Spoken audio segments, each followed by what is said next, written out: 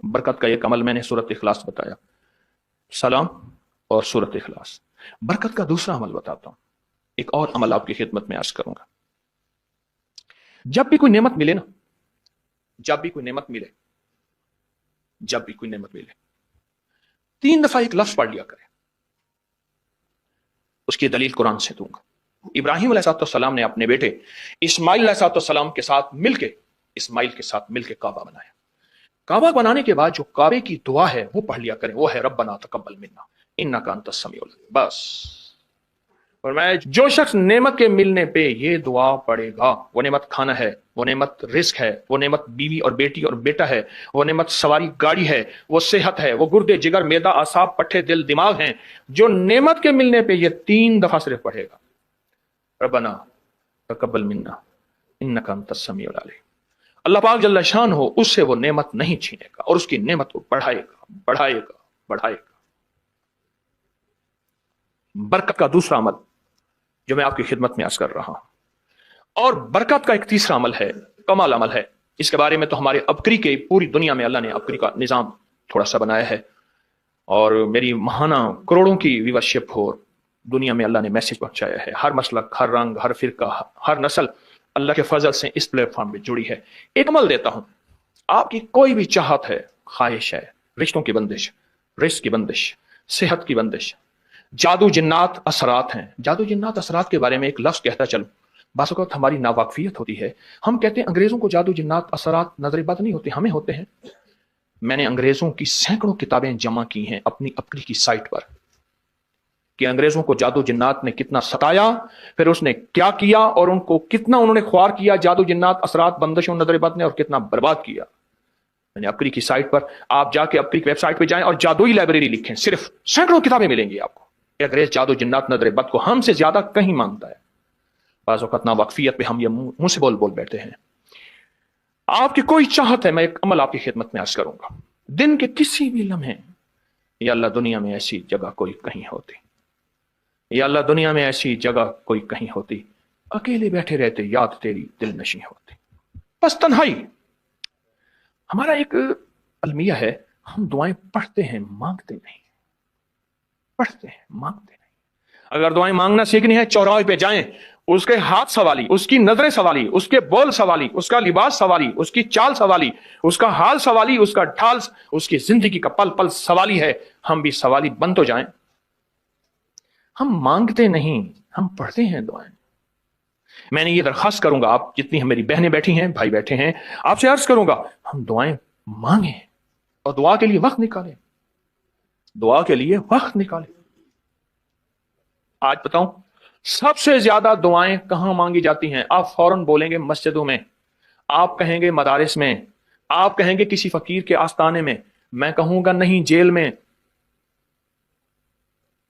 हाँ, तहज्जुदें, तस्बीहात, मेरा कई दफा जेल में जाना हुआ, वहां मेरे लेक्चर हुए।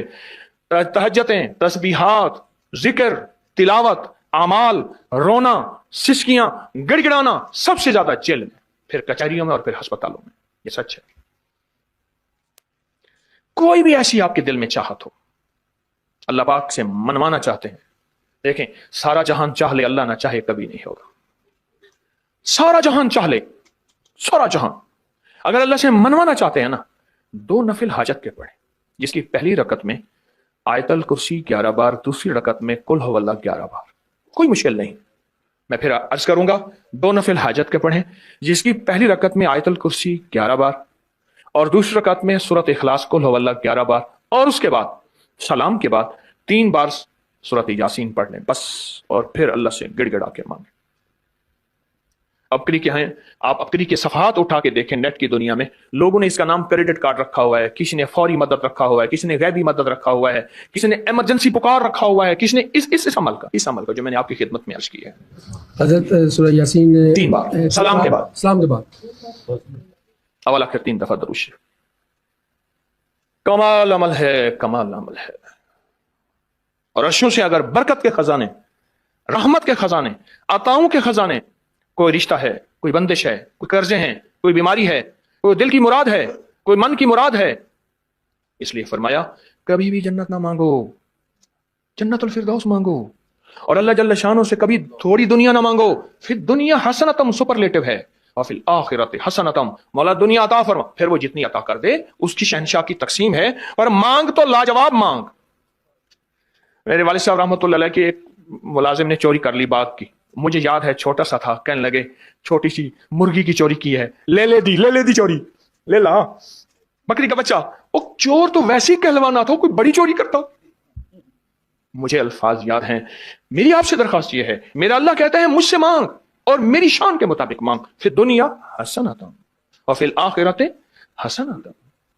یہ جو عمل میں نے آپ کی خدمت میں بتایا ہے، 2 نفل حاجت کے کسی بھی لمحے یکسو ہو کے، اللہ کو یکسوئی چاہیے، اللہ کو یکسوئی چاہیے۔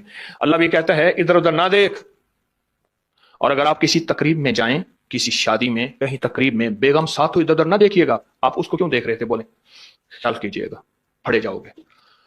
تقریب میں جا کے بھی اللہ پاک، بیگم بھی کہتی ہے، بیگم شرک کو پسند نہیں کرتی، بیوی واحد ہے جو بہت توحید پسند ہوتی ہے، وہ اپنے غیر کو پسند نہیں کرتی۔ میاں صاحب، بیوی کے اندر واحد ہے جو شرک سے پاک ہوتی ہے بیوی، ٹھیک ہے؟ وہ کبھی بھی کسی غیر کو پسند نہیں کرتی، اللہ بھی کسی غیر کو پسند نہیں کرتا۔ توجہ سے مانگے اور چند دن کر کے دیکھیں تو سے، چند دن، چند ہفتے، اس کو اگر معمول بنا لیں۔ ایک اور چیز عرض کروں گا، جس کے پاس مال ہوتا ہے وہ اکثر کم مانگتا ہے، اور اس کی اولاد کے المیے میرے پاس واقعات کے اعتبار سے زیادہ ہے۔ میں یہ بات پھر دہراؤں گا، جس کے پاس مال وسائل زیادہ ہوتے ہیں وہ اکثر کم مانگتا ہے۔ غریب تو کہتے ہیں اللہ بچہ بڑا ہو رہا ہے، اللہ بچی بڑی ہو رہی ہے، اللہ میں کہاں سے لاؤں گا؟ اسے مانگنا نہیں آتا غریب کو۔ غریب کے پاس اسم اعظم نہیں ہوتا، غریب کے پاس پنج سورہ نہیں ہوتا، غریب کے پاس مسنون دعائیں یاد بھی نہیں ہوتی۔ بہت عام ہوں گے، یقیناً یاد بھی ہوتی ہیں، لیکن ان کی دل کی آواز، وہ ہندی ہے یا سندھی، پنجابی ہے یا کوئی بھی ہے، وہ دل کی آواز سے اللہ کے دروازے کو کھٹکھٹاتے ہیں۔ اور جو مالدار ہوتا ہے اس کی نظر میں ہوتا ہے کہ یہ اس کا ہے، یہ اس کا ہے، یہ اس کا ہے، یہی نقصان ہوتا ہے۔ اپنی نسلوں کے لیے اس دعا کے ذریعے، اس نفل کے ذریعے 3 چیزیں ضرور مانگیے گا: ایک بخت، ایک مقدر اور ایک نصیب۔ فقر ایسا، غربت ایسی آئے کہ میرے ذہن میں ہر وقت لوگوں کی جیب پہ نظر، ہر وقت لوگوں کی جیبوں پہ نظر ہو۔ یہ 2 وقت میں ہوتا ہے، ذہن نشین رکھیے گا۔ اس فقیر کا تجربہ ہے، ایک جب طمع بڑھ جاتا ہے، لالچ بڑھ جاتی ہے، اس وقت لوگوں کی جیبوں پہ نظر ہوتی ہے۔ جب فقر بڑھ جاتا ہے، غربت اور تنگ دستی اور فقیری بڑھ جاتی ہے، پھر لوگوں کی جیبوں پہ نظر اس کی ہوتی ہے اور اللہ کے خزانوں پہ نظر نہیں ہوتی یا کم ہوتی۔ اور حدیث میں آیا کہ کوئی مصیبت زدہ اس کو نہیں پڑتا جس کی مصیبت دور نہیں ہوتی۔ عرش کے نور میں اتنا ڈوبا ہوا تھا، خود چھپا ہوا تھا۔ لا علاج بیماریاں ہوں، دکھ ہوں، غم ہوں، قرضے ہوں، مصیبتیں ہوں، ناکامیاں ہوں اور پریشانیاں ہوں، اور ایسے حالات کے جو انسان کہے کہ بس سب تو موت ہی ہے، اس کے علاوہ کوئی راستہ نہیں۔ کوئی ایسی پریشانی ہو، اللہ کا نظام ہے کہ اس پہ وہ ملتا ہے جو انسان گمان نہیں کر سکتا، سوچ نہیں سکتا۔ یہ فیصل آباد کے ساتھ مامو کانجن میں ایک درویش ہوتے تھے، صوفی عبداللہ صاحب رحمۃ اللہ علیہ، بڑے اللہ والے تھے، درویش تھے، اللہ سے مانگتے تھے، اللہ دے دیتا تھا۔ تو مجھے ان کے ایک شاگرد نے بتایا، اردو بازار لاہور میں ہوتے تھے، کہنے لگے کہ میں ایک دفعہ گیا تو مجھ سے فرمانے لگے کہ میرے سارے کے سارے طالب علم استاد جمع ہو کے آ گئے کہ ہمارے جو ہے وہ ہمارے راشن نہیں، کھانا پینا کچھ نہیں، تنخواہیں نہیں ملی، سب چیز ختم ہو چکی ہے، تو اب ہمیں اجازت دے دیں، آپ کے پاس تو ہے نہیں۔ اچھا، فرمایا مجھے چند دن دے دو، یہ اتنے اور دن صبر کر لیا، چند دن مجھے دے دو۔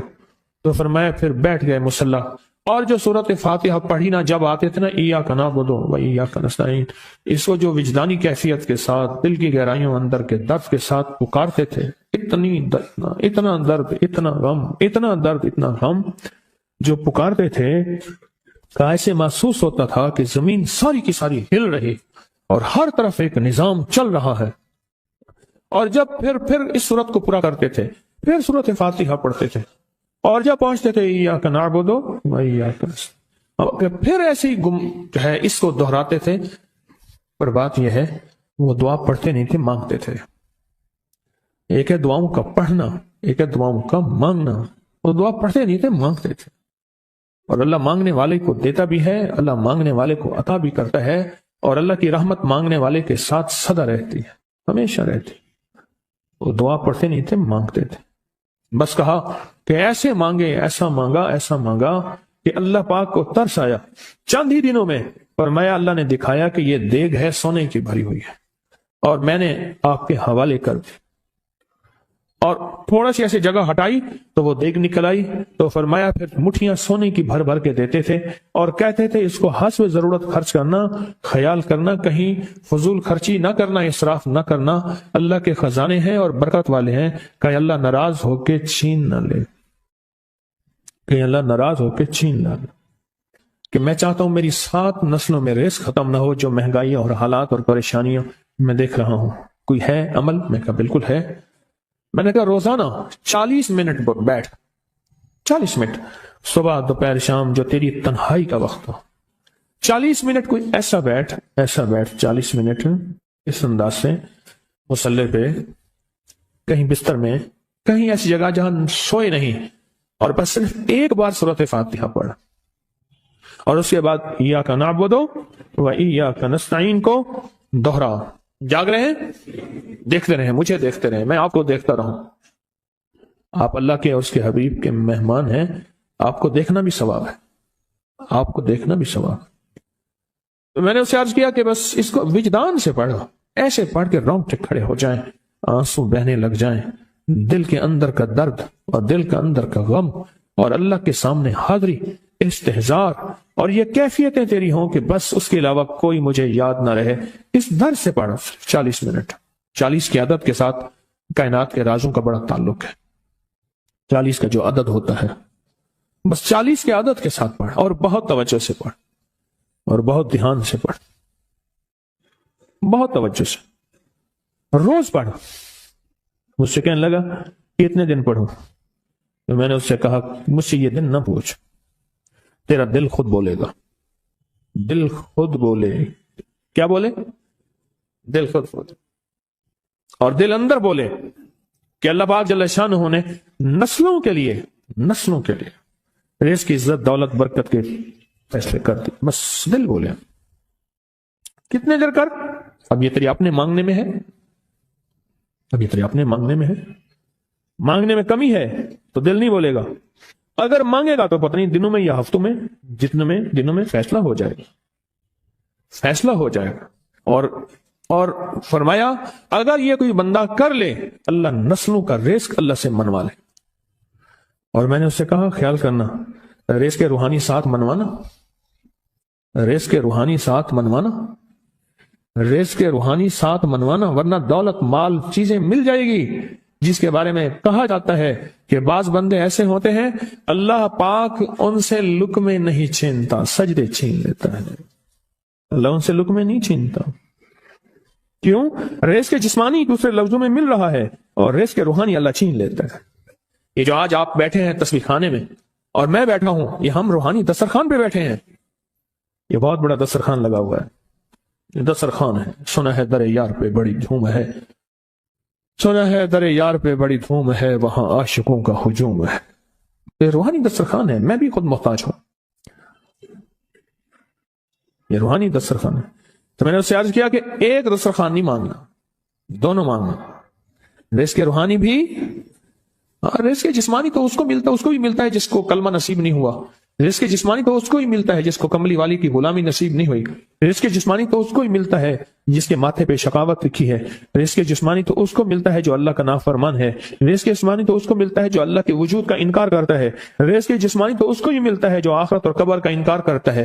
رزق جسمانی تو اس کو ملتا ہے جو جنات اور برزخ کا انکار کرتا ہے.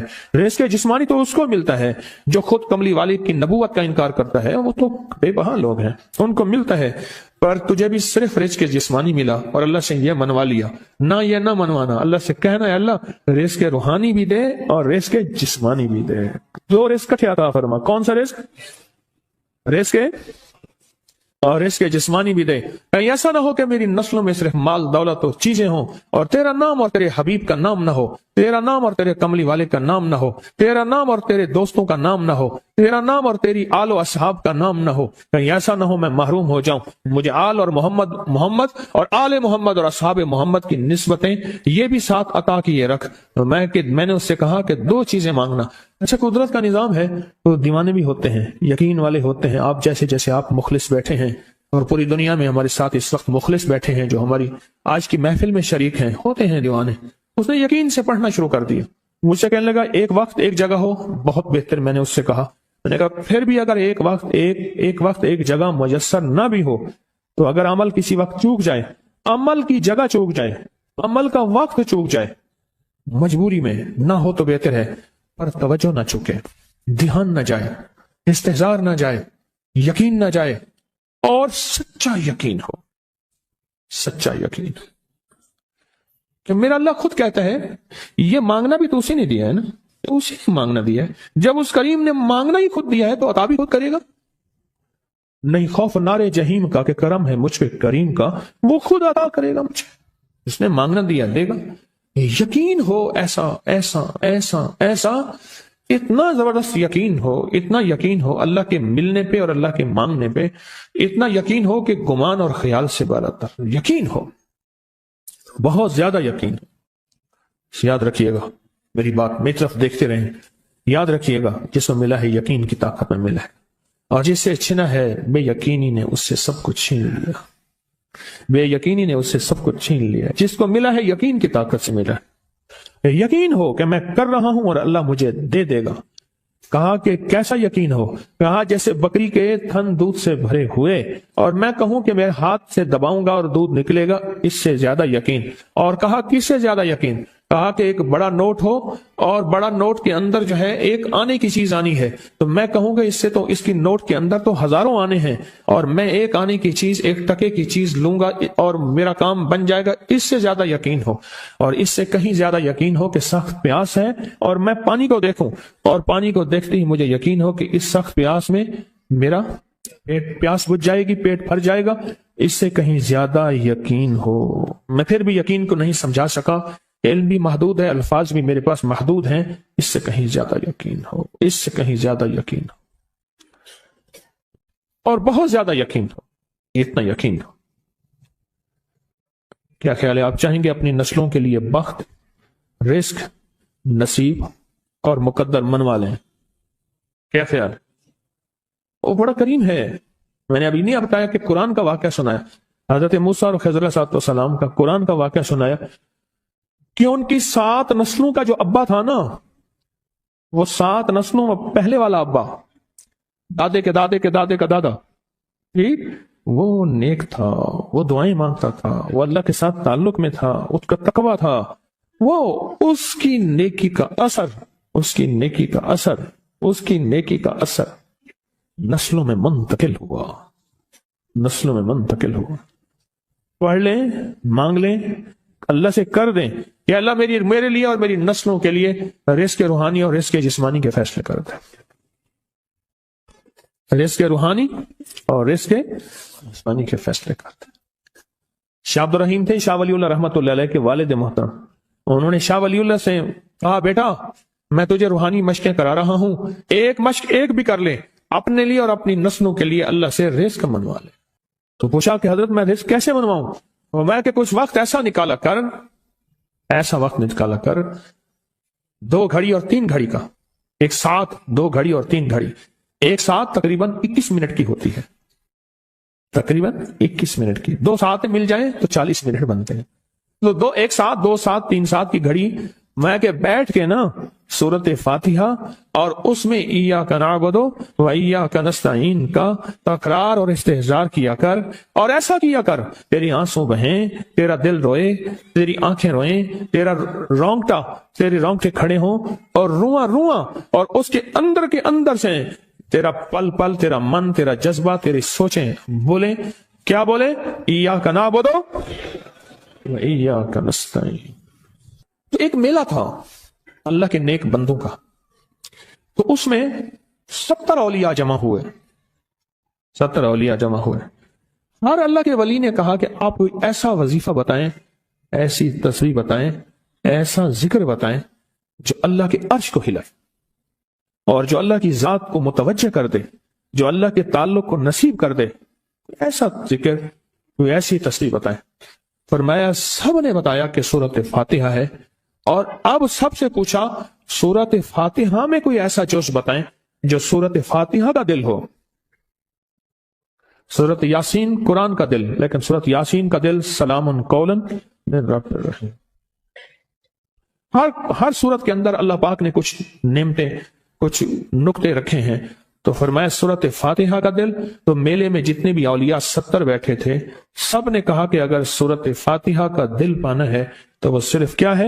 ایاک نعبد و ایاک نستعین. اس کا مفہوم عام سادہ سے یہ ہے کہ مولا غلامی تیری در کسی اور کا. جب غلام تیرے ہیں، منگرے تیرے ہیں، بھکاری تیرے ہیں، محتاج تیرے ہیں، پھر در بھی تیرا ہے، پھر در بھی تیرا ہے، اور کسی کا در مولا نہیں ہے، پھر در بھی تیرا ہے. تیرے در کے ہم محتاج، تیرے بر کے ہم غلام ہیں. تو میں نے اس سے کہا کہ یہ وظیفہ کر، سارا دن پڑھی ایاک نعبد، اور کام بھی کرتا رہے، وضو بے وضو چلتا بھی رہے، یہ پڑھتا بھی رہے، پڑھتا بھی رہے، پڑھتا بھی رہے. چند دن چند ہفتے یہ عمل کر، اور رات سوتے ہوئے سورت فاتحہ پوری کر 40ویں، اور پھر درود پاک پڑھتے پڑھتے سو جا. 70 اولیاء نے فرمایا کہ جو بندہ یہ وظیفہ پڑھے گا اللہ کا عرش ہل جاتا ہے، اور فرشتوں میں کوہرام مچ جاتا ہے، اور فرشتوں میں اللہ کے بارگاہ میں فریادیں ہوتی ہیں کہ یا اللہ یہ بندہ ہے اور اس نے یہ عمل کیا ہے، یہ وظیفہ کیا ہے، اور ابھی تک اس کی دعا قبول نہیں ہوئی، اس نے یہ مانگا ہے ابھی تک دعا قبول نہیں ہوئی. فرشتوں میں یہ کوہرام مچ جاتا ہے. ایک اللہ کے دوست تھے، سوتے سوتے ایک دم اٹھ بیٹھے. اٹھنے کے بعد وجدانی کیفیت کے ساتھ جو ہے یہ وظیفہ پڑھنے لگے. تو کسی نے پوچھا کہ حضرت کیا ہوا؟ فرمایا میں نے دیکھا کہ اللہ کے عرش کے نیچے جنتی ہیں اور وہ ٹہل رہے ہیں، اور سب کی زبان پہ یہی وظیفہ ہے. محبت سے بلاتے ہیں، بہت زیادہ بلانے والے ہیں، ان کے ہاں چلا جاتا ہوں. میں نے دیکھا تو ان کا بھائی جو ہے ایسے چل رہا تھا تو ہاتھ میں تسبیح تھی، بات تھوڑی کرتا تھا، تسبیح زیادہ پڑھتا تھا. اس کا دبئی میں بہت بڑا کاروبار، جسے کہنا چاہیے بہت بڑا کاروبار دبئی میں. اللہ کا گاڑی میں جا رہا تھا، کچھ لوگ آئے، گاڑی کا دروازہ کھولا، بیٹھے، مجھے لے گئے. پھر میرے گھر والوں کو مہینوں پتہ نہ چلا، اور اس کے بعد بڑی اذیتوں کے بعد میں چھوٹا. اب وہاں بیٹھ کے پھر اللہ ہی تھا تنہائی میں، اور تو کوئی تھا ہی نہیں. کہا کہ وہ اللہ سے ذکر کرنے اور باتیں کرنے کی ایسی کوئی مجھے عادت سی پڑ گئی ہے. اب لوگ مجھے کہتے ہیں کہ آپ جیل کی اذیتوں کی وجہ سے خاموش ہو گئے ہیں. میں لوگوں کو لاکھ کہتا ہوں، نہیں، وہ مانتے نہیں. ایسے نا بندہ کوئی غم کی وجہ سے بعض اوقات نا چپ ہو جاتا ہے، وہ کیوں کہتے ہیں اسے چپ لگ گئی ہے، خاموش ہو گیا ہے. اگر میں لوگوں کو کہتا ہوں نہیں، میں جیل کی وجہ سے خاموش نہیں ہوں. اس قید نے، اس جیل نے میرے اوپر جو آزمائش بھیجی ہے، اس قید نے اور جیل نے میرے اوپر جو آزمائش بھیجی ہے، اور میں پھر وہاں ذکر کا عادی بنا، دعاؤں کا عادی بنا، تسبیح کا عادی بنا، اعمال کا عادی بنا، اور وہ عادت سی پڑ گئی ہے. اور وہ عادت سی ایسی پڑی ہے کہ بس سارا دن اب اسی میں لگا رہتا ہوں، سارا دن اب اسی ذکر میں اور اسی یاد میں. کہیں ایسا نہ ہو ہم بھی اگر ذکر سے غافل ہوئے، تسبیح سے غافل ہوئے، خدا نہ خاصا ایسی آزمائش آ جائے اور پھر ہم ذکر اور تسبیح اور اعمال کے عادی بن جائیں، اللہ سے عافیت مانگے. اور اگر ہماری زبانوں پہ تسبیح ذکر آ گیا ہے عافیت کے دنوں میں، تو سمجھ لیں یہ اس کی عطا ہے، یہ اس کی نعمت ہے، یہ اس کی کریمی ہے، یہ اس کا فضل ہے. اس نے بہت بڑی آزمائش سے پہلے ہمارے اوپر اتنا کرم کر دیا، اس کا بہت بڑا کرم ہے. اس لیے اللہ جل شانہ کے حبیب کملی والے نے آزمائشوں سے پناہ مانگی ہے. اللہم انی اعوذ بک من جہد البلا. آزمائش، کوئی بلا آ جائے، ودرک شقا، شقاوت میں میرا نام آئے، بدبختی میں، یہ بھی آزمائش ہے. وسوء القضاء، میرے لیے ایسے فیصلے ہونا شروع ہو جائیں جو مجھے برباد کر دیں، ایک کے بعد دوسرا میرے حق میں فیصلہ، میرے خلاف فیصلے سارے. وشماتۃ الاعداء، اور ایسا وقت میرے آزمائش نہ آئے تو دشمن تالیاں بجائیں، دشمن ہنسے اور میرا مذاق اڑائے. اس لیے میرے آقا نے، میرے حضور نے آزمائشوں سے پناہ مانگی ہے، عافیت مانگی ہے. اللہم انی اعوذ بک من زوال نعمتک، اے اللہ نعمت دی پھر اس کا زوال آ گیا. وتحول عافیت، عافیت دی تو تو نے چھین لی. اللہم انی اعوذ بک من زوال نعمتک وتحول عافیتک وفجاءت نقمتک وجمیع سخطک. اے اللہ کو میرے اوپر ایسے حملے ہوں اور سختیاں میرے اوپر شروع ہوں، مولا میں اس سے پناہ مانگتا ہوں۔ میں مانگتا کیا ہوں؟ ربنا آتنا فی الدنیا حسنت، اسے دنیا کا بہترین پیکج مانگتا ہوں، اور فی الآخرت حسنت، تو اسے آخرت کا بہترین پیکج، شاندار، لاجواب، بہترین۔ ہاں، آزمائشیں، مصیبتیں، تکلیفیں، حوادث، حادثات، ناکامیاں، بیماریاں، پریشانیاں میں نہیں مانگتا مولا۔ اللہم انی اعوذ بک من الہم والحزن۔ ہم کہتے ہیں ٹینشن کو، انزائٹی کو، اسٹریس کو، ڈپریشن کو، اندر غم ہے باہر پتہ ہی نہیں، اس کو ہم کہتے ہیں۔ اور حزن کہتے ہیں جس پہ ہائے ہائے ہو۔ اے اللہ میں تجھ سے اندر کا دکھ جو مجھے دیمک کی طرح کھائے، اور باہر کا دکھ جو مجھے تڑپائے، اندر کا دکھ کھائے اور باہر کا دکھ تڑپائے، اے اللہ میں اس سے پناہ مانگتا ہوں۔ ہم والحزن، عجز والکسل، ایسا کہ میں عاجز ہو جاؤں یا میرے پر سستی غالب ہو جائے۔ کتنے لوگ ایسے ہیں ان کے اوپر سستی غالب ہے، بہت بڑی مصیبت ہے زندگی کی۔ میری آقا کملی والے نے اس سے پناہ مانگی، اللہ کے حبیب میرے آقا نے آزمائشوں سے پناہ مانگی ہے۔ اللہم انی اعوذ بک من الفقر والکفر، اے میرا مولا مجھے کفر سے اور فقر سے بچا۔ فقر ایسا، غربت ایسی آئے کہ میرے ذہن میں ہر وقت لوگوں کی جیب پہ نظر ہو، ہر وقت لوگوں کی جیبوں پہ نظر ہو۔ یہ دو وقت میں ہوتا ہے، ذہن نشین رکھیے گا، اس فقیر کا تجربہ ہے۔ ایک جب تمہ بڑھ جاتا ہے، لالچ بڑھ جاتی ہے، اس وقت لوگوں کی جیبوں پہ نظر ہوتی ہے۔ جب فقر بڑھ جاتا ہے، غربت اور تنگ دستی اور فقیری بڑھ جاتی ہے، پھر لوگوں کی جیبوں پہ نظر اس کی ہوتی ہے اور اللہ کے خزانوں پہ نظر نہیں ہوتی یا کم ہوتی۔ اے میرا مولا مجھے فقر سے بچا اور کفر سے بچا، کہ ایسا وقت نہ آئے میں اپنا دین بیچ بیٹھوں، اپنا ایمان بیچ بیٹھوں۔ ہمارے ایک مخلص تھے عبد الوحید سلیمانی صاحب رحمۃ اللہ علیہ، کہنے لگے نعت کلی میں میرا ایک دوست تھا، تو میں اس دوست کے ساتھ زندگی گزری، پنجاب یونیورسٹی میں اکٹھے پڑھتے تھے۔ تو پھر پتہ چلا کہ وہ بہت مالدار ہو گیا، اسلام آباد کے ایک بہت بڑے سیکٹر میں گیا تو اس کا گھر دیکھا، گاڑیاں، بڑا گھر، اور یہاں اس کے پاس ایک پرانی سی پتلون ہوتی تھی اور غربت ہوتی تھی، اور انارکلی کے کسی اوپر چبارے کے کسی کمرہ لیا ہوا تھا۔ تو میں نے اس کا نام لے کے پوچھا یہ کیا؟ اس نے ایسے سینے پہ ہاتھ رکھ کے کہا بس یہی بیچا ہے، اب باقی سب ٹھیک ہے، سینے پہ ایمان بیچا ہے، کچھ مل گیا۔ اے اللہ میرے پر وہ وقت نہ لا جب میرے اوپر فقر غالب آ جائے یا کفر آ جائے۔ میری آقا کملی والے نے آزمائشوں سے پناہ مانگی، اور آپ حضرات کتنے خوش قسمت ہیں، اس کی شان کریمی اللہ نے آزمائشوں سے بچایا، اور انشاءاللہ ان نام کی برکتوں سے، ان دعاؤں کی برکتوں سے، ان تصویروں کی برکتوں سے، اس اللہ کے نام لینے کی برکت سے انشاءاللہ اللہ اور آزمائشوں سے بچائے گا۔ اللہ نے بغیر آزمائشوں کے ہمیں اپنا نام دے دیا، اپنے نام کی تصویر دے دی، اپنا ذکر دے دیا، اپنی یادیں دے دی۔ اسی جگہ منہ سے اللہ نکل جاتا ہے، کہیں رحمان نکل جاتا ہے، کہیں بسم اللہ نکل جاتا ہے۔ ابو عبداللہ مغربی فرماتے ہیں میں نے رسول اللہ صلی اللہ علیہ وسلم کو خواب میں دیکھا، عرض کیا وہ جلت سے ایک حاجت ہے، کس وسیلے سے دعا مانگو؟